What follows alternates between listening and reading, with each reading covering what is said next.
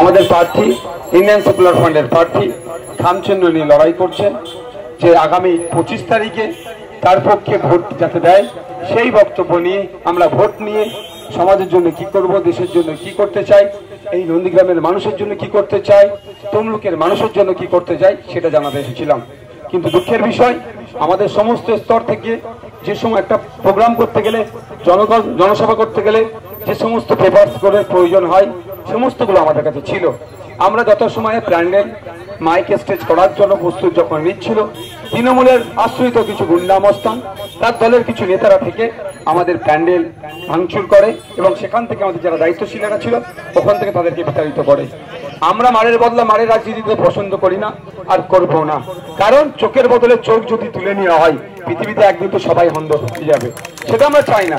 আমরা প্রশাসন বন্ধুদের কাছে, যেখানে উনি ওখানকার যিনি চার্জে ছিলেন সেই সাহেবের সাথে কথা বললাম, তিনি আশ্বস্ত করেছিলেন যে আপনার থানায় যে একটা লিখিত জমা করুন, আমরা তাদের বিরুদ্ধে ব্যবস্থা গ্রহণ করব।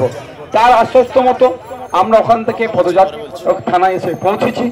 থানার আমাদের মাহিউদ্দিন দা, আমাদের অফিস সেক্রেটারি, আপনাদের এলাকার অবজারভার, আমাদের সবে মিরাজ সাহেবদের একটা নেতৃত্বে 3-4 জনের টিম বড়বাবুর সাথে গিয়ে কথা বলেছেন, বড়বাবু রিসিভ করেছেন, সমস্ত বিষয়টা দেখেছেন।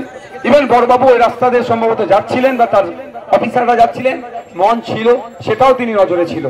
অর্থাৎ বড়বাবু এই জিনিসটাকে ভালো চোখে দেখছেন না, এই অন্যায়টাকে দেখছেন না। কারণ আগামীকাল এখানে তৃণমূলের আরেকটা মিটিং হবে, প্রত্যেকের গণতান্ত্রিক অধিকার, প্রত্যেকে প্র্যাকটিস করবে, ডেমোক্রেসিকে প্র্যাকটিস করবে যেটার মতো করে। আজকে তৃণমূলের আশ্রিত গুন্ডামস্তরা যদি মনে করে আইএসএফকে এই প্র্যাকটিস থেকে বাধা দেবে, এটা মনে রাখবেন, দেশের আইন বিভাগ ব্যবস্থার প্রতি আমাদের ভরসা আছে।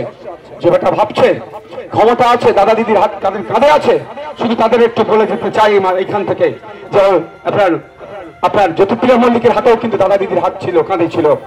শাহজাহান শেখেরও কাঁধে কিন্তু দাদা দিদির হাত ছিল, উত্তম শিবুদের কাঁধেও কিন্তু হাত ছিল, ওইদিকে পার্থবাবুরও কিন্তু কাঁধে হাত ছিল, এবং অনুব্রত বাবুরও কিন্তু দাদা দিদির হাতটা কাঁধে ছিল। তারা কিন্তু প্রত্যেকের আজকে জেলের ভাত খাচ্ছে। তাই আইন আইন আইন বিচার ব্যবস্থা সবার জন্য সমান, কেউ আইন বিচার ব্যবস্থা ঊর্ধ্বে নয়। আজকে আমার থানায় জমা দিয়েছি, থানা আশ্বস্ত করেছে, এফআইআর রেজিস্টার করছে, এফআইআর শুরু করছে।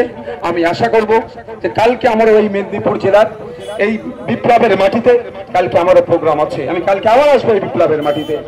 যদি কালকের মধ্যে কোনো অ্যাকশন না নেয়, পরবর্তী কি করতে হয় না করতে হয় গণতান্ত্রিক প্রক্রিয়ায় আমি আমার ভালোবাসার মানুষ আইএসএফের কর্মী সমর্থকদের উদ্দেশ্যে তখন জানাবো। আজকের আমাদের এখানে কোনো ভাষণ দেওয়ার মিটিং নয়।